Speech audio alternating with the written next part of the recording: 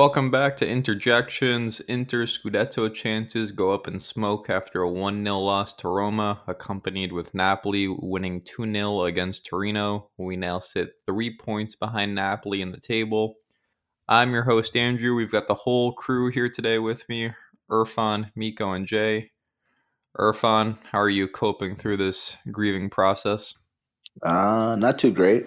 Kind of sucks, but I don't know. It kind of is what it is. I'm taking Miko's line already before he says it, but looking forward to talking to you guys about it. Maybe commiserate a little bit, but yeah, doesn't feel too great, especially the last kind of three matches we've played. You look at all of them in that same sort of context, and it's pretty disappointing. Jay, are there any lines of Miko's you would like to steal before I go to him?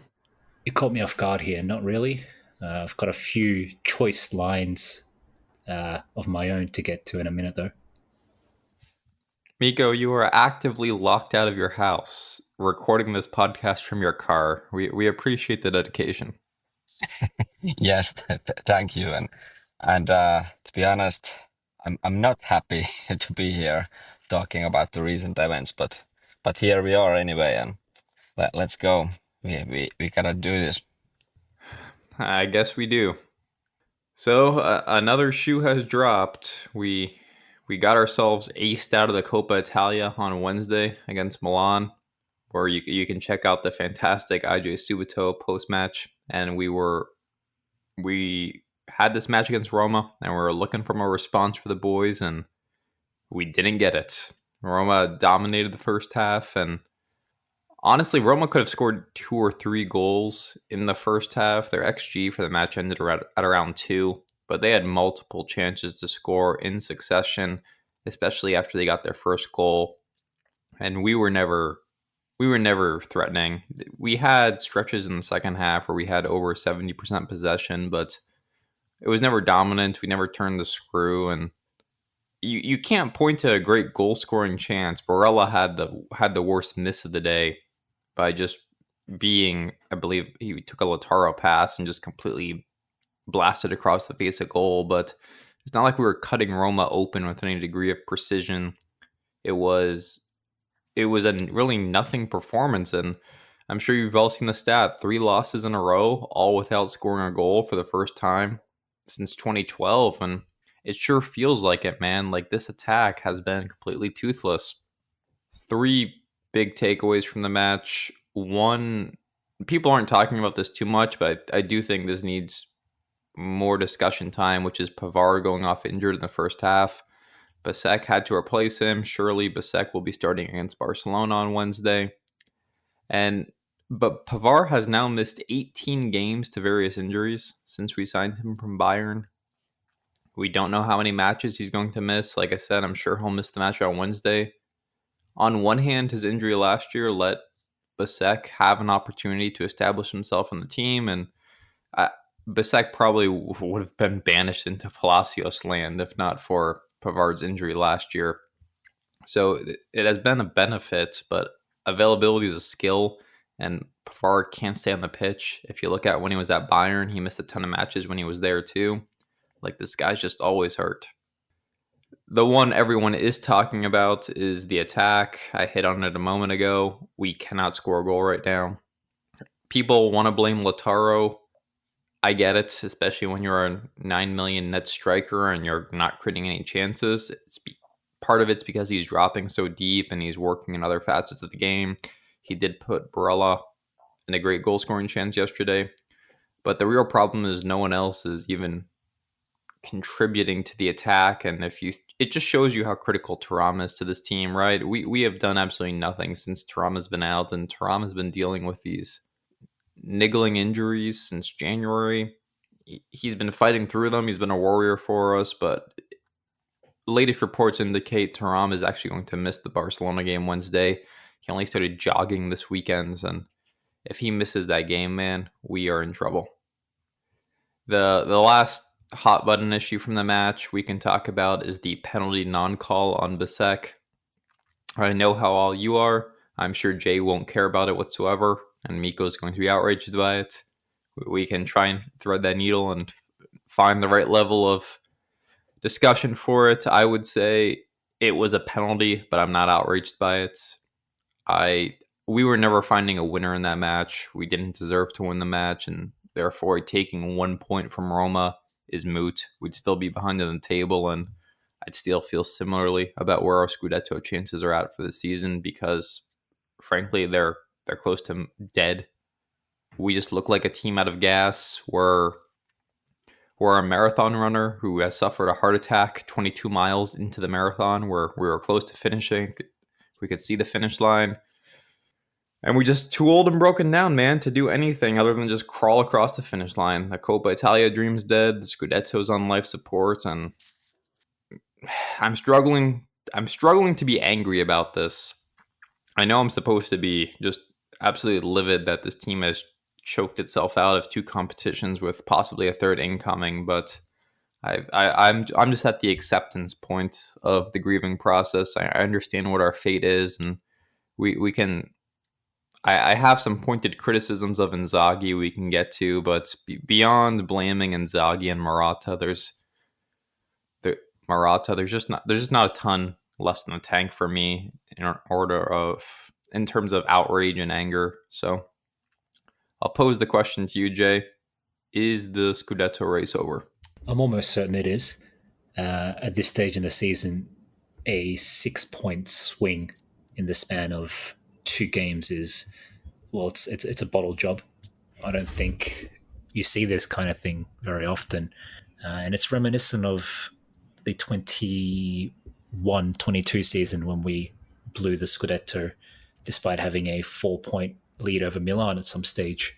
Now, obviously, that culminated in the infamous game away at Bologna, and Bologna is certainly becoming a place of infamy for us, having lost 4 of our last 8 games against them, winning only twice in that period. But I think the writing was on the wall for a long time, and the reason I say that is because our record against the top teams this season, especially in Italy, has been nothing short of pathetic. I made a joke at the time saying that this would be one of the kind of funniest Scudetti of all time if we had won it by beating only Atalanta and Lazio and losing practically every other game, drawing every other game to the big teams, and winning it out of virtue of just being more consistent against the bottom teams than everyone else was. And when you look at the points total that we accrued in last season's dominant league campaign, and you look at the teams that were in competition this year and how they went, I don't think there were any really outstanding teams across the board. I mean, you had us as the heavy favourites. That's expected following, again, a 90-something point total last season and retaining the same coach, the same squad, and expecting the team to maintain the same level of performance. Napoli, obviously, big changes there. Big changes in coach, in playing personnel, but some severe question marks, having basically ostracized 3 of their major star players in the last 2 years since they won the league. Obviously, they sold Kim straight away. Osimhen is persona non grata, and Kvaratskhelia has gone from a star player to being surplus to requirements and ultimately sold mid-season. Milan, Juventus, both have had dismal seasons, to be blunt. Both have had failed young coaching experiments. Milan maybe even twice, because it looks like there's a good chance Conceição will be replaced as well.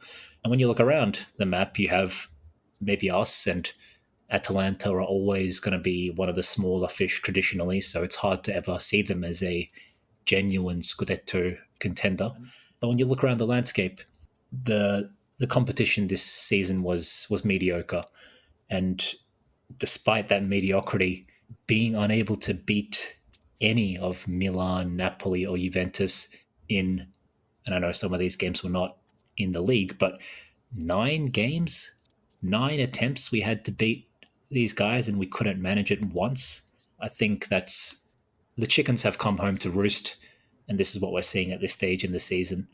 You have a team which has had chance after chance after chance like a student getting a extension on their exam paper after missing the deadline. The professor feels sorry for them and gives them another chance, gives them another chance, gives them another chance, and ultimately, there's no more extensions. We are out of chances, and this is the result of continually failing those examinations. We have, as you said, Andrew, to open the episode, we have lost 3 games in a row without scoring a single goal. That makes it 2 wins in our last 8 games in all competitions. And in those recent games, the losses in these recent games have been directly consequential, highly damaging losses that have effectively eliminated us from one tournament, the Coppa Italia, and have surrendered our advantage at the top of the league as well at the very first hurdles. Now, we spoke about Napoli's run being easier than ours and us having more games and everything, but to surrender the advantage we had at the very, very, very first time of asking, there's no other word for it. It's just weak. If we had failed to win against Bologna, if we had failed to progress against Milan and maybe had a frustrating 0-0 draw against Roma, that's one thing. But this just complete and utter system-wide collective just dismantling and implosion that this team has undergone is something I think historically embarrassing. I think that this is arguably a bigger bottle job than the 21-22 season. I think this week may go down in infamy for us, and I think it's a collective failure from top down, from the recruitment policy, which spent a lot of money on finished players like Zielinski and Taremi and Anadovic, who offered us next to nothing. Unwise investments on young players who were not ready to contribute, thereby also delivering us 0 on-pitch impact. And from Inzaghi himself, you can argue that there's been not the best job at integrating some team members, perhaps over-reliance on some team members, poor rotation at times, poor game management at times, and then ultimately the players themselves, regardless of how tired you are, regardless of how busy the schedule is, there is no excuse for some of the things we've seen this season from some of these players. I think Lautara's only scored 12 league goals, by the way, which might be his lowest since his very first season with us. So that tells you quite a lot. And ultimately, all these things put together constitute what you were saying, Andrew, like a marathon runner that's essentially lost all their energy before the finish line. I've used this metaphor, this analogy many times, so I apologize for repeating myself, but it really is like we're a car that's simply just run out of gas. And I see people kind of hoping and wishing that, I'm sure we can squeeze out a few more miles until we get to a gas station or until we can just, squeak over the finish line. But I'm here to rain on your parade. I'm here to tell you the gas tank is bone dry and this car is not moving. This car has just broken down on the side of the road without a tow truck to tow it to the finish line. It will not get there, meaning that I think our race is well and truly run. There are 2 points you made I want to pick at, which is one is it's clear this team is exhausted and has been exhausted for a while, but we weren't always tired when we played these critical matches against Juve and Milan and Napoli. And it's easy to look at our current form and just shrug their shoulders and say, we're done for, we're out of gas. But there were so many opportunities early in the season when this team wasn't physically spent that they let get away. And if we had built ourselves a bigger cushion, if we had played better earlier in the season when we weren't as tired, there'd be opportunities here and we'd be on life support still, but we'd be able to manage the situation better. But all those dropped points are finally catching up to us, rents due. So in a sense, it's not surprising. And honestly, based on form this season, we don't deserve to win a Scudetto. But I do want to blame Inzaghi for one thing, which is his refusal to integrate youth into this team. Inzaghi decision to pursue a treble was clearly calculated. It's not like he woke up one morning and said, "Let's do this." Like it was clearly an intent from the start that he wanted to compete on three fronts, and it doesn't take much to do the math and see that we don't have enough players to compete across multiple competitions. And then when our injury crisis started piling up in January, February, it became especially clear that we weren't going to be able to see our ways through this. And ultimately, Inzaghi is an Italian manager. That means he has a natural distrust of youth. That means he is unwilling to move off of veteran players. And we have talented academy players who have made cameos this season for the club, whether it be Baron Bruch or Di Pieri, and they've looked like they belonged on the pitch. And if we had a younger manager or more progressive manager, they would have given these guys an opportunity to carve out a role on this team. I'm not saying he would have started Di Pieri away to Napoli or something, but finding 20, 30 minutes for these guys, being able to start one of these guys against a Parma, this is the path that would have expanded the squad depth and just made this situation better. But unfortunately, we don't have a bold manager. This is the guy who takes off a player if they're booked. We play things very conservatively, and as a result, the squad hasn't grown. The players in the squad haven't gotten better, and we've run the players we do have into the grounds. But Irfan, I'll give you the same question I gave Jay. Is the Scudetto race over? Yes, it is. But I'm not going to get dramatic in metaphors and, you know, recapping what happened in earlier years and talking about infamy and all that. I'll leave that to Jay. I just don't think it's particularly necessary. What ends up happening in most of these cases is that you start the season with usually some sort of reality check, and then as the team performs, you start to calibrate your expectations, right? So I think if we could go back in time and look at what we were expecting from this team in the beginning of the season, I think everyone's expectations of this team, rightfully so, have increased a lot from what we expected when the season first started. And again, I'm not saying this as an excuse or trying to cope, but I do think at some point reality sets in. Like you have to understand that the team does not have the depth to compete on three fronts, right? And again, I've been saying this for over a month that the Copa should have been sacrificed very, very early on. You talked about, Del Pieri and Baron Butch and some of these other players. Like that's where we should have used them, like almost extensively, because the second we got paired with Milan, I knew it was a trap. We were screwed because we were never going to let our rival, have an easy go at it. And then the pride kicks in and we start players. And I know we rotated in the second leg, but it's a little too little. It's too little too late. But the reality is, look, I blame Inzaghi for not being able to integrate youth. I do. But ultimately, you also need the right sort of talent and you need players to perform. I think we're hard pressed to say that he didn't give Aslani some chances. He didn't give Bissek some chances. He didn't give Fertezi chances. He didn't give all of the backup strikers chances. For God's sakes, he was letting Correa come out and play when he needed to.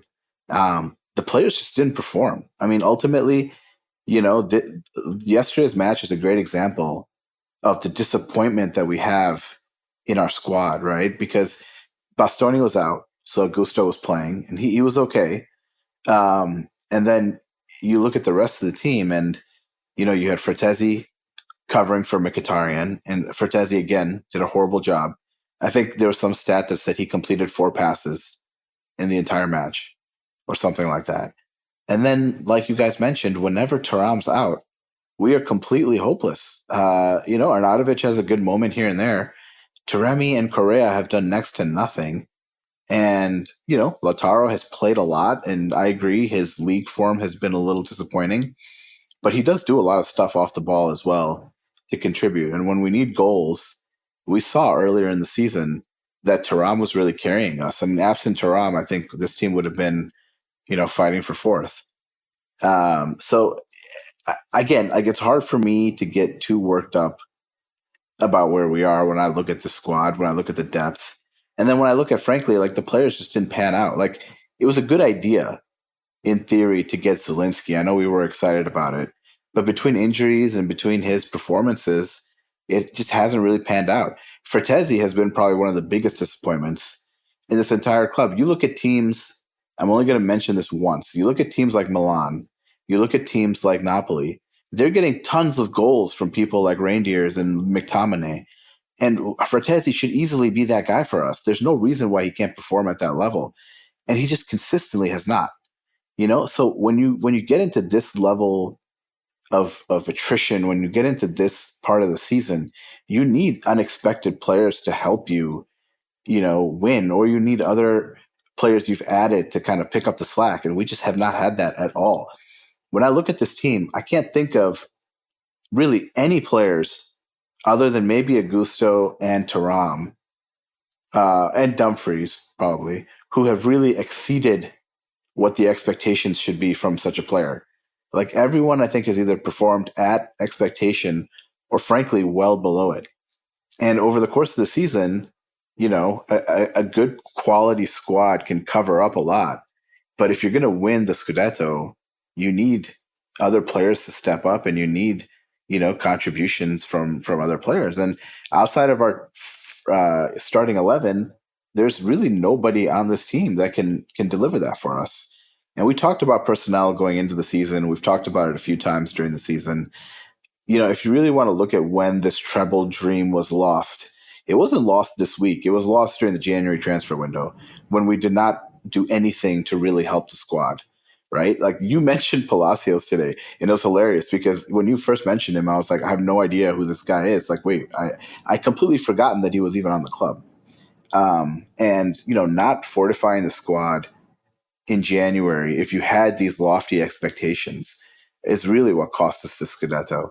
Not this week of, clearly tired play and all that. And then finally, the one thing I'll say is the forward play has been extremely disappointing. I agree.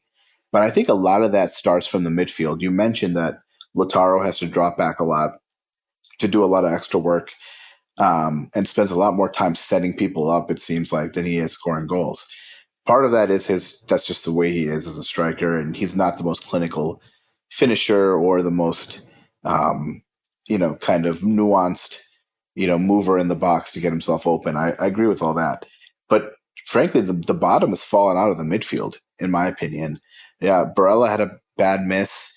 Hakan just has not been that great. I don't know if he's still dealing with some nagging injury or not.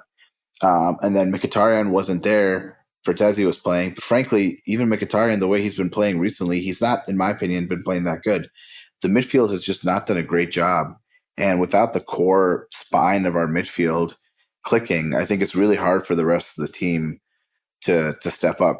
Um, and I include in the midfield argument someone like DeMarco, who is basically an auxiliary attacker midfielder for us. He's been extremely poor too, not just defensively, but even offensively. He hasn't been contributing much at all. So the bottom's definitely fallen out. There's a lot of reasons for it. I think Inzaghi's one reason. Fatigue is definitely another reason. But ultimately, man, like if you had some players overperforming on the pitch, like you can kind of counter some of this negative momentum and fatigue. But if everyone's just not going to play even up to their expectation, or 90% of your team is not performing at the level that they should, then it's not just all of that stuff. Like, you still need players to step up and take responsibility and play well. And we just haven't seen that, in my opinion. The Fratesi stat you referenced, Irfan, he played 79 minutes yesterday. He completed 5 of 7 passes, and 4 of the passes he completed were considered short. But by comparison, Dumfries was on the pitch for 28 minutes and completed 7 passes. So, yeah, a typical uninvolved game from Fratesi. You talk about the midfield struggling, and I do think Zelensky is getting too much of a free pass. I know yesterday was his first game back from injury, but even yesterday I thought he was quite poor, and a big part of the midfield struggles are linked to Zelensky not being available, or just not playing well when he was available, because think about yesterday's situation. Fertesi needed to come off the pitch. You knew we weren't putting Aslani on to be in a more attacking role.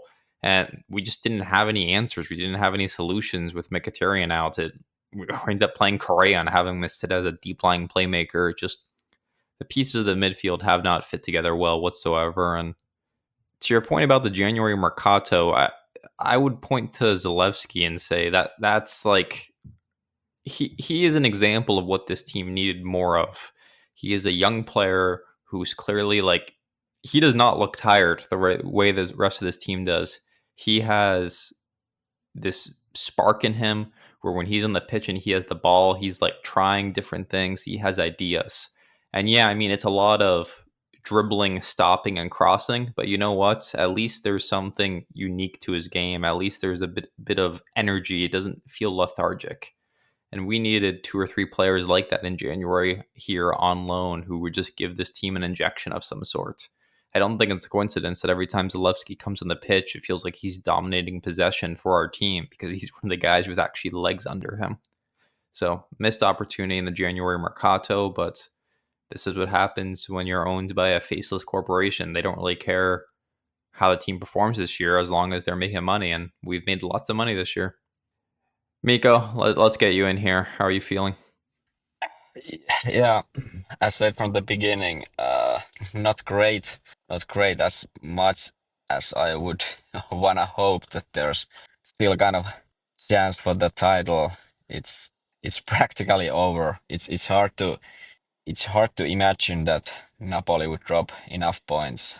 I mean that if we got a draw yesterday, I would be like I would have like a small hope still, but I don't see Napoli like losing any games. I could see them drop maybe one game, maybe draw against Lecce next weekend or something. But I can see them losing a game, and I think we need that to be able to get even points with them. So it's looking quite quite grim at the moment. So yeah, not much positive things to say. Um, I remember a week ago we discussed with Jay after the Bologna match that it was like a pretty terrible performance. We had no gas in the tank left, and that was right after the Bayern match. And I don't remember did we kind of discuss that was this kind of the eclipse of this team, the Bayern, or knocking out Bayern, and then we kind of fall flat against the pretty tough Bologna. But at that point, I absolutely did not expect this kind of a like a total collapse. Now three losses in a row, and Scudetto dream practically over. Even though I believe the players still believe in it, or at least should be pursuing it, even if it doesn't look too good. Uh, and I don't know about the coach. I think he was a bit defeated after Roma in the post match conference, press conference. But I hope they try to keep their heads up till the end of the season. But yeah, it's pretty hard to kind of accept what's happening. But but this is what's happening, and there's no kind of rest. We'll have the Champions League match coming up right next Wednesday, and not much rest, and probably lost power from that match, and I don't know if Thuram can make it. So tough spot for the team.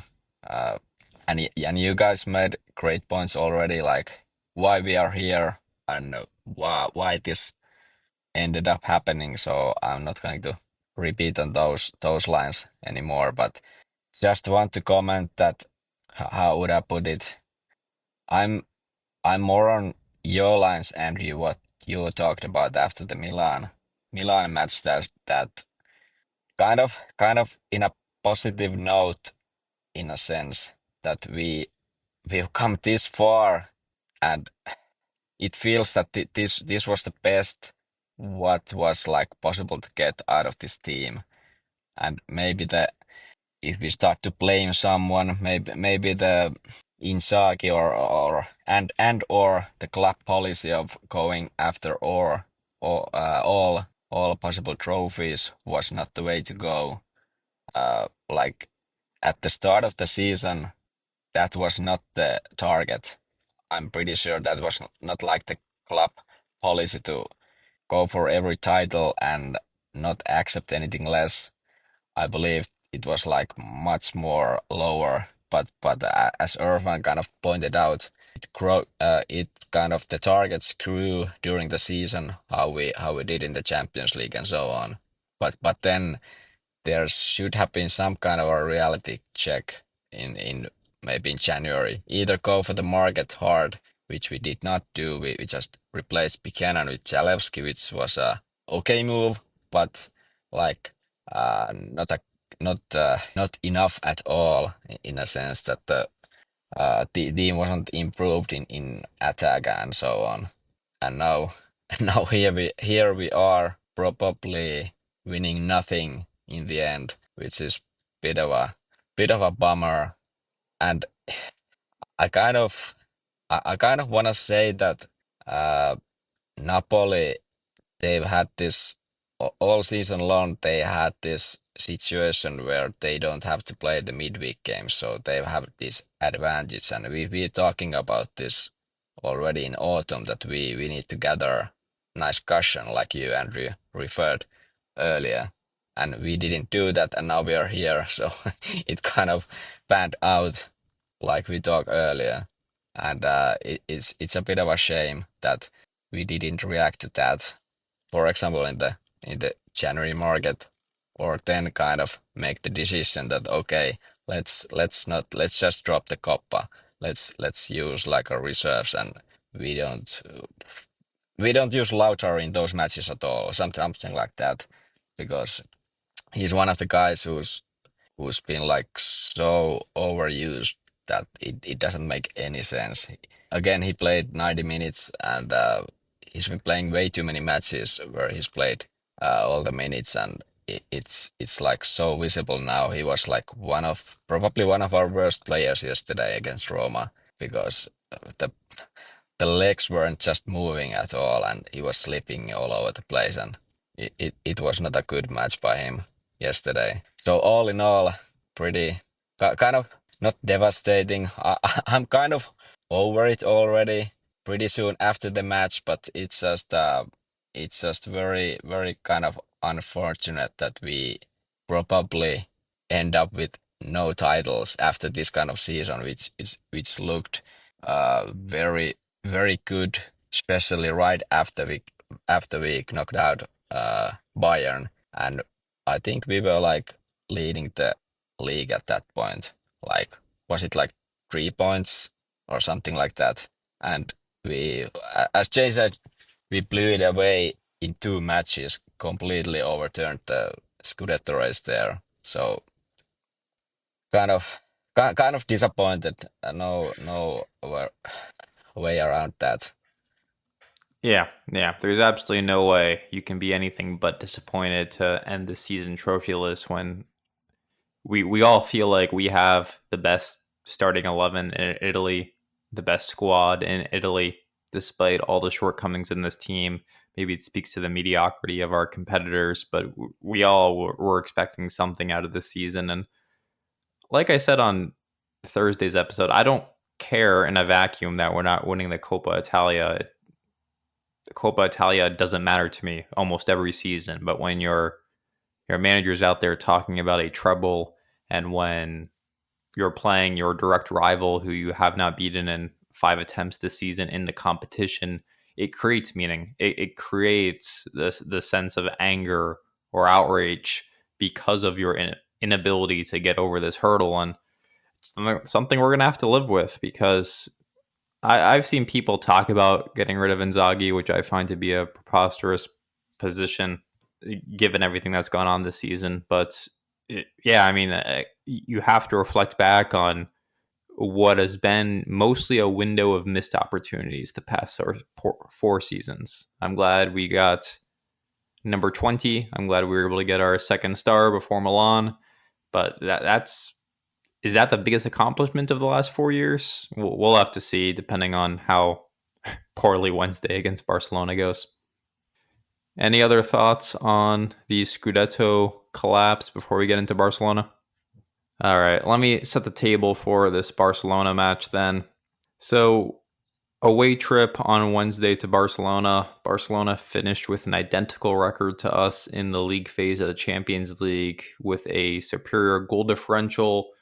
Some of their noteworthy results included a dominant victory over Bayern and a draw to Atalanta. In the knockout round, they've easily handled Benfica, and then they mostly demolished Dortmund. I did mention when we recorded a Subito that Dortmund switched from a back four to a back three in between legs, and Barcelona struggled quite a bit against the back three when they played Dortmund. So that's worth noting at least. Barca are the clear favorites.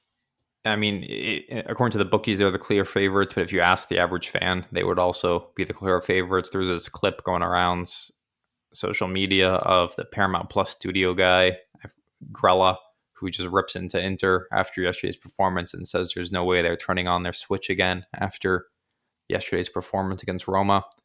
But Barcelona are fast, they're direct, and the biggest concern I have in this match is they're going to challenge our defenders one-on-one, and I don't think our defenders are particularly great defending one-on-one. You see that a lot against Milan, against like the likes of Pulisic and Leao, where if we have to mark a guy one-on-one as opposed to like a zonal marking thing, they have the ability to beat us off the dribble and get in behind us and create chances. Of course, we're talking about Barcelona, so they're going to keep a high amount of possession and they're going to press us more than just about anyone. I talked about this in the Subito right after our quarterfinal, but Bayern is one of the only teams who presses more than Barcelona. Barcelona, it's a high-intensity, youthful team. It is really the antithesis of everything we are, antithesis of what we are. Barcelona, let's see, I mentioned they keep a high line, and this is what Dortmund was able to expose in the second leg. If Thuram is available, maybe we can take advantage of that high line. If Thuram isn't available, well, I have a feeling Arnautovic isn't going to be getting behind the Barcelona defense very much. And then, of course, the last thing I want to mention, Lewandowski expected to miss the matchup with an injury. I'm seeing mixed things on Thuram. Thuram apparently is back training. There's a chance he might be available. It doesn't sound like he's going to be starting. This is kind of a breaking development. We just don't know where this thing's going to go. But with all that being said, I don't know how much this even matters. The goal for this match is to limit the damage. You don't want to go out there and you don't want to get demolished like Dortmund did 4-0 in the first leg. We saw how dead Dortmund were after the first leg. I mean, they let 4 goals get past them and the tie was over. So the key here is to try to minimize the amount you lose by. Realistically, this game's going to be a loss. That's even before you factor in our incredibly poor form. But if you can get out of there and only lose by 1 goal, you have a chance to do the job in Milano. Anything better, whether it be a draw or a win, is just gravy. But the goal is to lose by 1 goal. The question is whether we're up for the job, because on one hand, our Champions League form has been better this year. This team has been able to find an extra gear in the Champions League. But on the other hand, like we've been talking about all episode, it looks like this team is finally spent, finally done. Jay, thoughts on Barcelona? I think tactically you summed it up quite well. Mentally and fatigue-wise and this kind of thing, I think also you've pretty much hit the nail on the head. I don't have a ton to add beyond what I was saying regarding the Roma collapse as well. It's been a long time. In fact, it might be the first time ever that I've seen a team just stop like this, right? I've seen teams bottle leads. I've seen teams bottle games. I've seen teams bottle finals and bottle championships. Of course, most of those teams are Inter, but I've seen it happen to any number of teams out there, whether it's perhaps a little bit before my time, but the famous Leverkusen of the early 2000s or other potential title-winning contenders, the infamous Gerrard slip when Liverpool lost 2-0 to Chelsea And I believe Mourinho's Chelsea went on to win the title, or was that the Leicester season? I can't remember, but you get my point. It happens. Teams can bottle championships. Teams can be in the race for a trophy, two trophy, three trophies, and then ultimately come up short. I remember just a few seasons ago, Liverpool had, arranged a bus, and a lot was made about the fact that they went from a potential quintuple to winning just like the FA Cup or something like that. So it happens, and it happens to good teams as well. It's a bit of a long-winded preamble to say rarely do I see a team just fall apart like this. I feel like I'm watching some old Looney Tunes cartoon where like a clock or a car just falls apart and you see all the little components and screws and gears just separated on the ground. That's what it looks like right now. This team looks absolutely dismantled from a physical perspective. Mentality wise, we're not there. You spoke about Barella's miss against Roma, right? And there were a few other half chances here and there sprinkled across the Bologna game, the derby. DiMarco hit the post. Darmian dragged the ball just wide. There were some nice moments here and there, some half chances, but ultimately someone's got to step up. And you might ask, is it reasonable to expect a left-footed screamer into the top corner?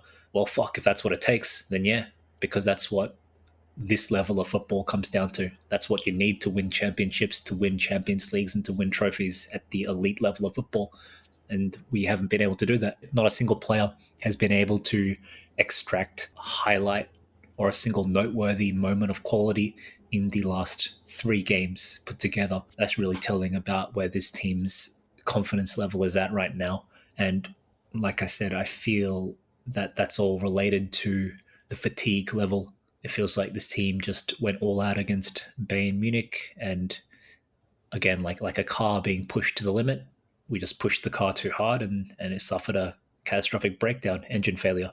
And now, as I said, like a Looney Tunes cartoon, the engine is on the floor with, springs and gears and valves just lying around, and it's not something that you can just reassemble quickly and resume the race.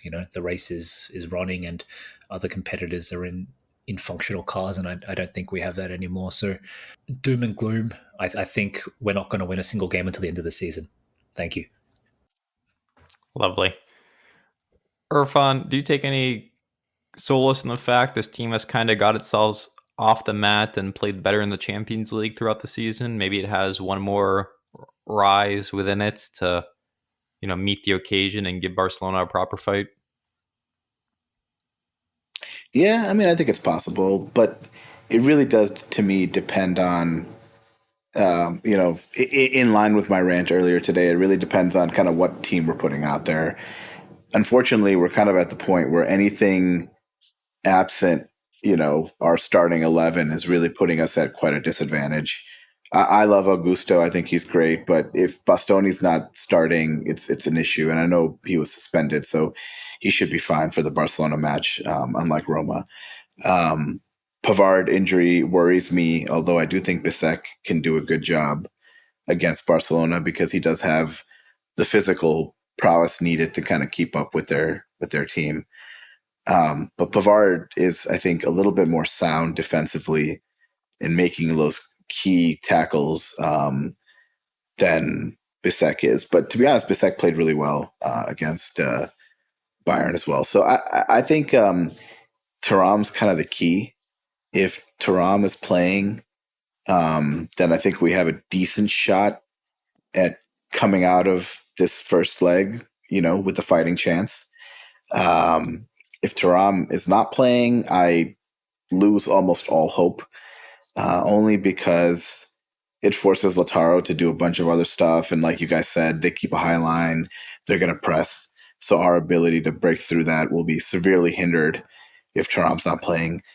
But, I think there's still a chance. Like the team does clearly step up and play harder in the Champions League than they have been playing recently. I don't think the Bayern matches were a fluke by any stretch of the imagination. I think the team is very motivated and can rise up to the level of play as needed. But it's really hard to come up with a harder fixture than Barcelona away in the world right now. But like I said, I think there's still a fighting chance. I'm not as doom and gloom as Jay. I think we have a decent shot at two legs of this fixture, assuming that our players are healthy. So we'll see what ends up happening. I do think one of the key players that I know I mentioned previously has been very disappointing to me, both offensively and defensively, has been DeMarco. He needs to have a really good match against Barcelona because we're probably not going to get a ton of chances. And when we get those chances, we need a high quality, either final ball or a high quality finish. And he's usually pretty reliable at providing that. So he needs to step up and play a lot better and not be so shy defensively and giving up, the goals that we've been giving up recently. But between Dumfries and DeMarco, if they're both healthy, playing and active, and if we have Thuram, I think we have a chance. But otherwise, I think it's going to be a long night. Honestly, with DeMarco's current form, I'd be tempted to start a Gusto in this away leg, just given we're going to be sitting back, playing more defensive. DeMarco's been awful since coming back from his injury, and you can directly link him to 3 goals we've conceded in the last few matches, including Bayern against Harry Kane and the Milan Derby. It just has not been a good run of form for DeMarco, and like I said, be willing to start a Gusto, but we'll see. I'm not expecting it. Miko, what are you looking for in this match? Yeah, if you wanna look some kind of what is our hope here? Hope here is that maybe like usually top teams they in Champions League and in general they'll keep the ball. They have the possession and they dominate. But I think what separates us from these other top teams is that we we kind of can play without the ball. Like we we are used to this, what do you call, suffering. Like our players can adapt to the situation that the team doesn't have the ball and they don't actively try to get the ball back if they lose it. Like we can do this defending, and as we've seen in the Champions League this season, especially against these better teams, Leverkusen, Arsenal, Manchester City, Bayern Munich.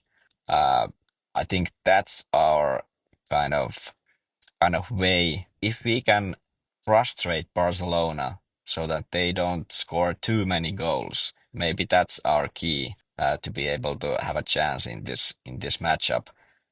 If we can pull off some kind of counters through like Lautaro or Arnautovic are the target, they dish the ball to the wing and Dumfries go there. Maybe Dumfries is kind of the our uh, kind of the how do you call it, our secret weapon in a sense. How kind of funny as it sounds, but maybe that's our shot in this matchup, to try to find those few occasions where we can punish their high defensive line, and most of the match we just defend and try to frustrate them. But uh, it is a bit scary looking what kind of form Barcelona is at the moment. Maybe the absence of Lewandowski kind of helps us in a way that, I don't know. I understand they don't have like a physical players up front. They don't have maybe that much aerial threat there without Lewandowski. So they need to play the ball through our defense, or kind of from the wings they need to do cutbacks and so on. Maybe we can react to that in our game plan, like understand how Barcelona can play, how they probably won't play, and maybe that's our shot in this matchup. But of course, as you Andrew mentioned, Barcelona is the huge favorite here for obvious reasons, and and as you said, maybe the target is like a small number of goals conceded and maybe like a I don't know, one goal, 1 goal deficit. I don't know, even 2 goal deficit could be enough. I think it was how was the Dortmund Barcelona match? Was it like 3-1 or something? So I think Barcelona can be punished, especially in the second leg, but we need to have we need to have a situation where we don't have to chase like 3-4 goals. That then it becomes like close to impossible, I feel, especially at our current form. And I'm a bit skeptic, even if everything kind of goes well, how well it can go with our current form. Of course, we hope that we can pick it up from here and just forget everything and play the game of our lives. But unfortunately, even my hopes aren't like super high. But of course, I'm hoping like a totally different kind of game than what we've seen for the past week, as we played like a 3 games now and like a terrible performance after another one. So yeah, it's a tough one, especially if Thuram is not available. I saw a report from Gazzetta that he's been running, but only like a straight line, and no change of direction, which was pretty specific. I don't know, can we use him if he can't, if he just can run straight line?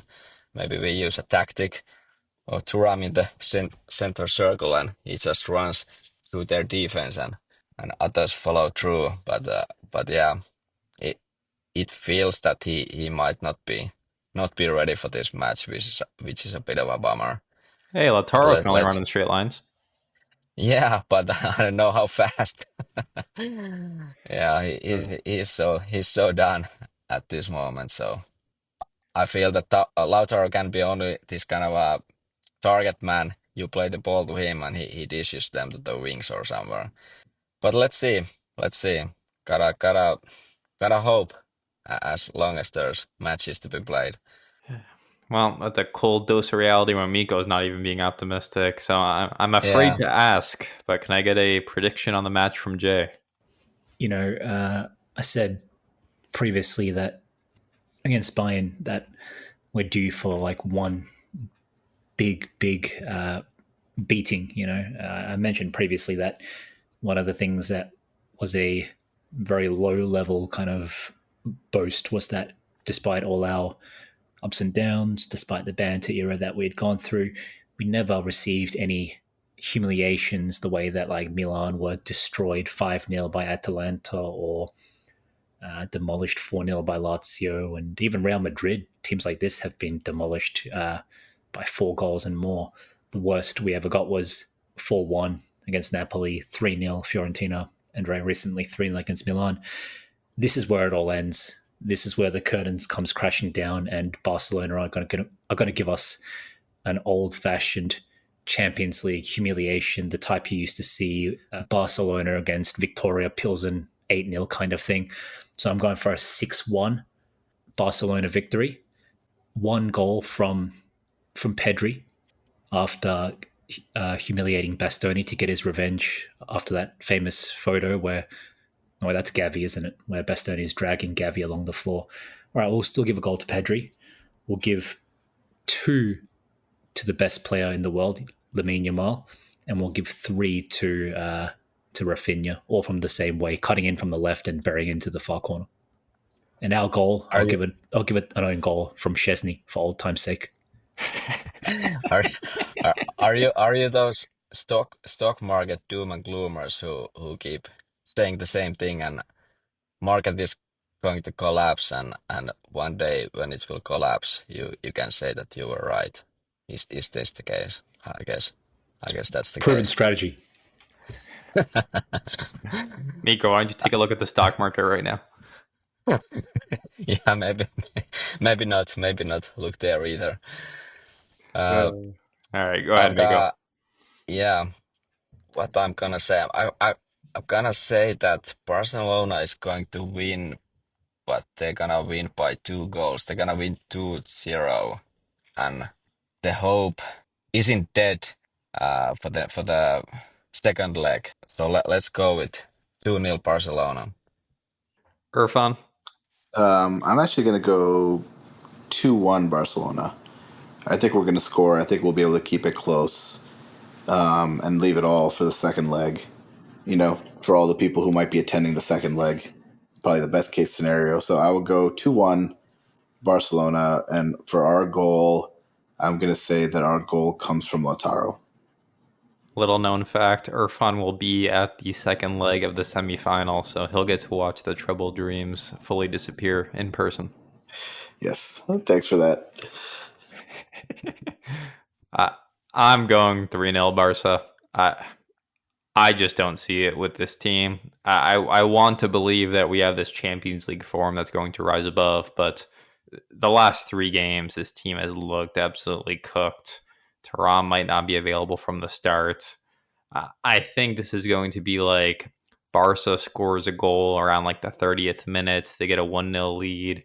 We settle into the game. We're feeling okay heading back to Milano. And then Barca grabs 2 late-ish goals from the 80th minute onwards to finish off the tie. And we'll be left wondering what happens. I just want to say that regardless of this kind of magical Champions League form that we seem to pull out of our asses, fatigue really makes cowards of all men. And I very often use fighting analogies because I'm an avid fan of mixed martial arts and to a lesser degree boxing, but you see it all the time in combat sports when fighters gas. Even the most dangerous fighter in the world looks like a timid child. You see it all the time when these fucking neckbeard Russians win by nonstop wrestle fucking by just taking fighters down to the ground and try humping them into submission. It makes for a boring fight, but it truly does turn even your most devastating kickboxers and most dangerous power punchers into cowards who sit there just afraid to be taken down and ragdolled. It really does, and that's what I'm seeing in this team right now. The fatigue just renders us incapable of delivering any punches that might otherwise damage our opponents and earn us some points. So regrettably, I think this is the first time that all 4 of us have predicted the same result, that being a loss. I'm sure there's 1 or 2 occasions in the past where we've all predicted a win against like a Venezia level opponent, but this might be the first time all 4 of us are unanimous on a loss. Yeah. Well, and it just speaks to the overall negativity after these really rough last 3 matches. I just want to say, Milan have had an objectively better season than us. All right, pound for pound. All right, Jay. So, pound for pound, Milan have had a better season than us.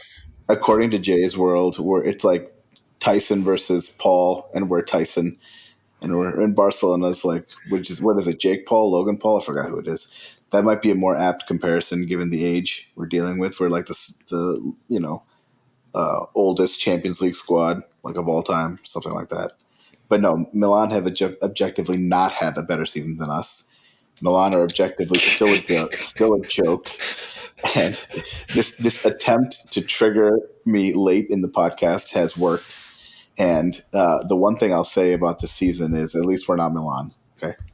I mean, look. If you think about it, like it's like Everton versus Liverpool or something, right? Sure, Liverpool will win the derbies and whatnot, and they might say, "Oh, who gives a fuck about Everton? We've got bigger fish to fry. We've got bigger goals and to worry about lowly Everton or whatever." But ultimately, those excuses only hold true if you actually go on to win those things, which we clearly have not. And so their ultimate goal to merely sabotage us has worked. And so that's why I think sabotage it. They're 9th place, dude. 9th place. Milan have set up their Scudetto campaign for 2025 spectacularly. Think about this: 1 match a week next season. They're ready to rock. That's true.